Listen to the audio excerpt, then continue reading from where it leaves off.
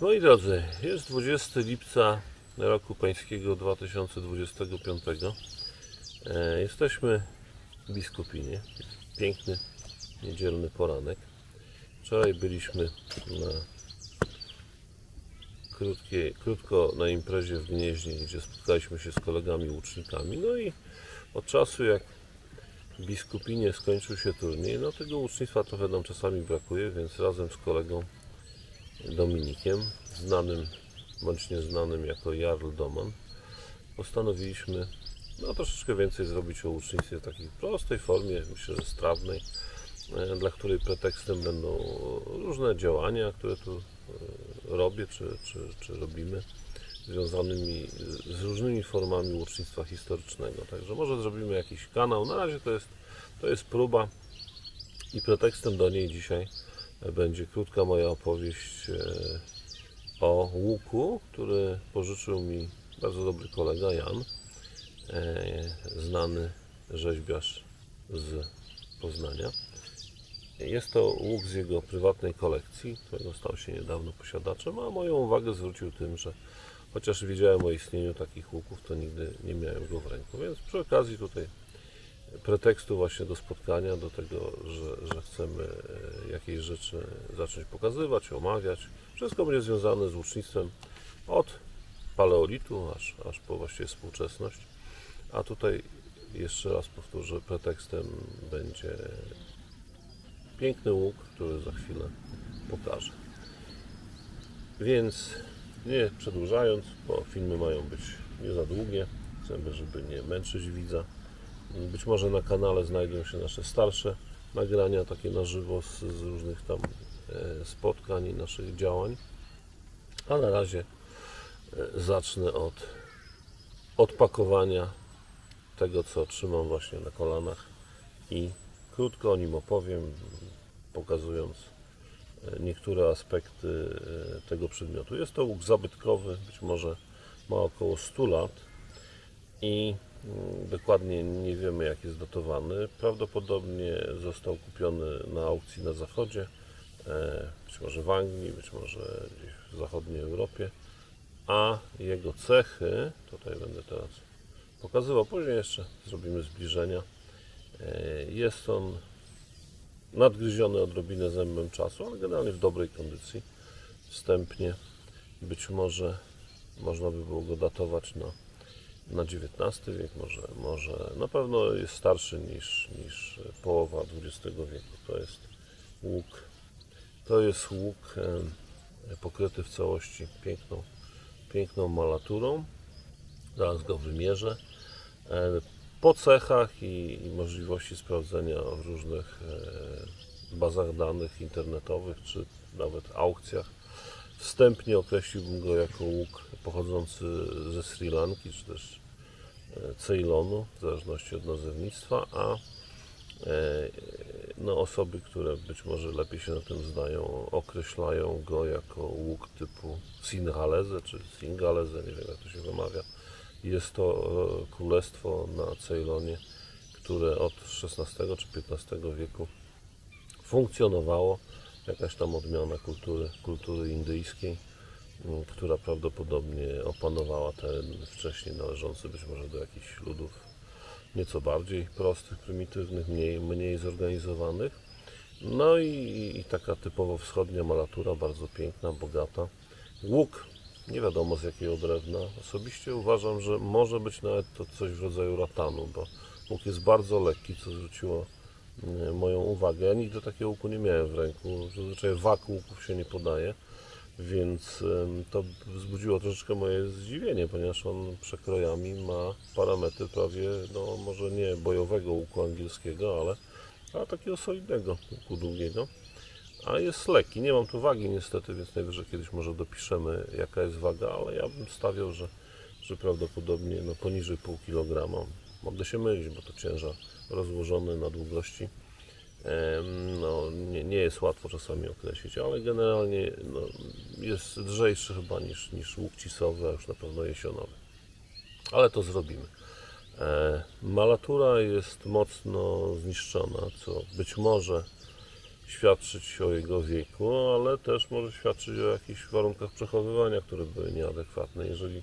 Jeżeli moja hipoteza, że pochodzi z Wysp Brytyjskich, bo po 1815 Ceylon czy Sri Lanka stał się, że tak powiem, domeną wpływów angielskich. Wcześniej tam Portugalczycy i Holendrzy dokazywali, no ale jeszcze tych danych ewentualnie poszukamy, historycznych. Więc tego typu łuki często na aukcjach pojawiają się z rogowymi zaczepami angielskimi. Być może nawet były strzelane. Ten natomiast raczej nie był przerabiany. No zakończenie łuku ma takie poprzeczne bolce. Później to sfilmujemy, jeżeli teraz tego nie będzie widać, bo nie wiem jak tu kamera to bierze. No wygląda na oryginalne. Drugi koniec ma otwór, więc nie ma tej poprzeczki, nie wiem czy metalowej, tu jest jakaś owijka. No wiele takich fajnych szczegółów, które szczerze mówiąc no z racji zapracowania teraz w sezonie nie miałem czasu nawet go bardziej studiować. To pierwsza taka okazja, nie chciałem też tracić tej okazji świeżego spojrzenia. Natomiast łuk wydaje się być na całej długości owinięty spiralnie czymś, nie wiem czym, jakąś przędzą czy jakimś łykiem, ale są wyraźne ślady i to też jeszcze sfilmujemy oddzielnie albo sfotografujemy. Takiej spiralnej owiki, której odciski, zwłaszcza po tym jak ona odpadła, pięknie widać pod tą malaturą no, taką wielobarwną, o której jeszcze powiem. Także to też jest ciekawe, to też mogłoby wskazywać, że ten łuk właśnie jest z jakiegoś materiału takiego, który jest włóknisty i może się był w stanie rozwłóknić. Raczej nie ma on takich cech, na ile tutaj można zobaczyć, które by świadczyły o takim typowym wytworze, jak na przykład właśnie łuki drewniane, czyli że jest ta część zewnętrzna, wewnętrzna. Tutaj wszystko jest takim drobnym, nie wiem, nawet nie trudno powiedzieć, że słojem, no, ale jakieś takie pasemka, które tu wystają spod tej uszkodzonej malatury, no ale to może jakiś lupa, mikroskop, nie wiem, na razie no na pewno nie będziemy ingerować, to nie jest mój łuk, w strukturę tego, no w sumie zabytku, jakby nie patrzeć. Ma prawdopodobnie cechy używania, jest lekko wygięty, czyli teraz pytanie, która strona była przodem, a która tyłem, i być może pewną podpowiedzią jest tutaj uchwyt Majdan, który jest pięknie symetrycznie wydzielony. Jak go wymierzymy, to będzie można zobaczyć, czy tutaj jest jakaś symetria, może znajdą się jakieś ślady starć. No, też nie jest powiedziane, że on musiał być używany i że był używany pierwotnie w tym pierwotnym kontekście, bo takie rzeczy, które przywożone do Europy jako pamiątki turystyczne, czy jakieś świadome zakupy, mniej lub bardziej, mogły później mieć ciąg dalszy. Jak już wspomniałem o tych zaczepach angielskich, to też także przebitki z internetu być może damy.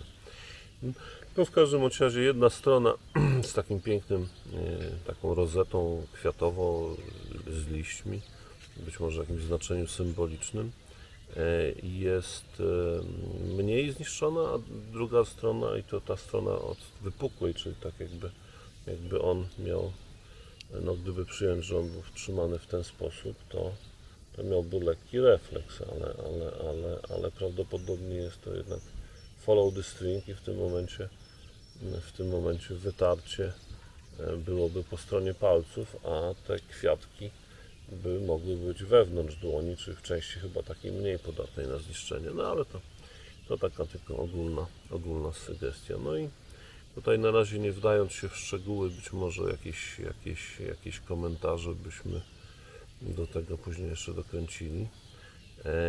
No, uwagę zwraca takie bardzo drobne, detaliczne zdobienie z charakterystycznymi jakimiś przejściami, z takimi dekoracyjnymi pasmami,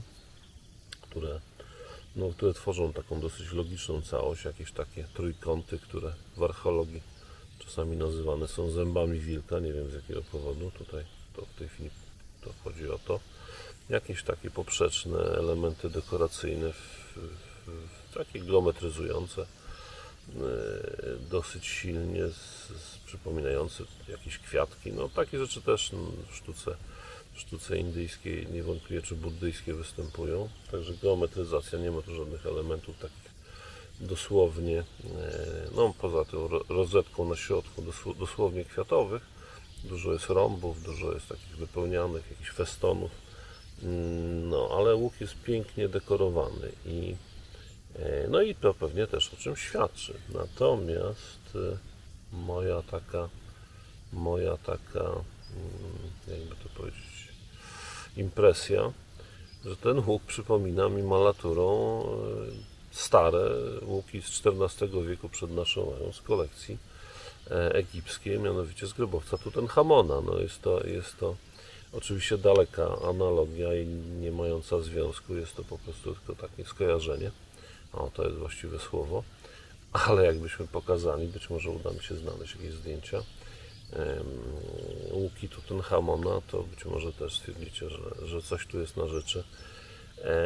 Tu jest tylko malatura. Łuki Tutenchamona były okładane i korą brzozową i takimi intarsjami, natomiast ta malatura być może ona się odwołuje do jakichś starszych technik zdobniczych, nie wiadomo, ale to bardzo przypomina mi intarsję.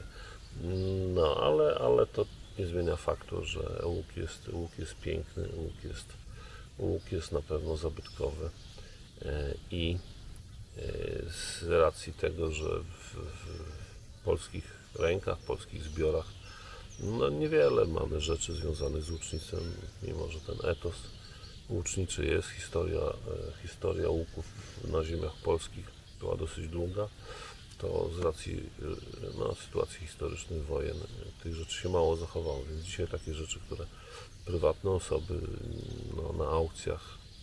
na aukcjach europejskich kupują do swoich domów, żeby się cieszyć tymi kształtami. Nawet jeżeli one nie mają związku z naszą kulturą, no to mają związek z kulturą łuku szeroko pojmowaną.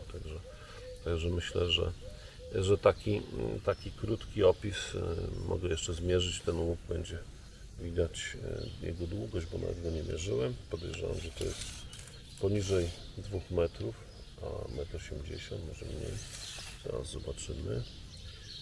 Do środka jest około 92 cm, więc dokładnie łuk ma 1,83 m.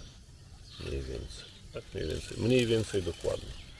Od końca do końca, czyli jeżeli odejmiemy te podpórki podcięciwe, no to będzie około 1,80 m, może trochę mniej, musiałem to zmierzyć samemu, mi trudno, a Domanix nie chce tu wejść w kadr, nie wiem czemu. No, 1,78 m. 1,78 m, czyli kilka centymetrów jest krótszy. Natomiast jeżeli chodzi o jego parametry, to w najgrubszej części, uwzględniając również malaturę, jest mniej więcej okrągły. Nie jest to ani owal, ani elipsa jak w łukach angielskich. To ma około 3,5 cm, tak? 35 mm w najgrubszej części, na końcach zwęża się do 1,5, czyli taka bardzo symetryczna konstrukcja. W razie czego może pomierzymy go dokładniej na jakichś planszach czy zdjęciach możemy zamieścić, ale jest to po prostu taki zwężający się walec bez żadnych wypłaszczeń, co tym bardziej chyba utwierdza mnie w tym, że może być to jakaś palma rotangu czy czegoś takiego. A lata temu, będąc na Rugi kiedyś, na takiej imprezie historycznej, spotkałem młodego Niemca, który właśnie był fascynatem tego drewna, z jakichś takich ratanowych prętów dostępnych w handlu, nie wiem, czy związanych z plecionkarstwem, czy z meblarstwem w Niemczech. Takie rzeczy na początku lat 2000 były chyba dosyć łatwo dostępne. Pokazywał mi taki łuk, nawet chyba z niego strzelałem, nie pamiętam tego dokładnie, nie wzbudził on wtedy mojego zachwytu, nie kojarzył mi się ten materiał z czymś używanym w łucznictwie. No ale dzisiaj, trzymając ten łuk w ręku, przypomniałem sobie ten epizod i były to łuki funkcjonalne, one nie były owijane, były bardzo podobnie, o ile pamiętam, skonstruowane, czyli też pocieniały się ramienia, żeby tą sztabkę uginać. No, więc może to też jest jakiś trop. Póki co na razie z opisów internetowych nie znalazłem informacji, jaki to jest rodzaj jaki jest to rodzaj drewna, więc być może to jeszcze uda się uzupełnić. Na razie chyba tyle. Nasze tutaj rozważania, jeżeli będziemy kontynuować, nie mają Was zamęczyć, mają raczej zaciekawić, więc chcemy się mieścić w jakimś tam kwadransie mniej więcej. Zobaczymy, czy ta formuła się sprawdzi, więc jeżeli uda nam się tutaj zgromadzić jakąś grupę zainteresowanych, to oczywiście komentarze będą mile widziane, a jak będzie okazja, chęć, będziemy robili to z doskoku w wolnych chwilach, to być może pojawią się jakieś kolejne nasze pomysły, które tutaj przy pomocy Dominika i mojej jakiejś tam, prawda, elokwencji spróbujemy Wam demonstrować, zaciekawiając łucznictwem i też dając taki asumpt do poszerzania swojej wiedzy, niezależnie od tego, czy jesteście łucznikami czynnymi, czy macie związek z łucznictwem historycznym, tradycyjnym, czy jakąkolwiek po prostu słabość do tego tematu. Na razie dziękuję i być może do zobaczenia za jakiś czas.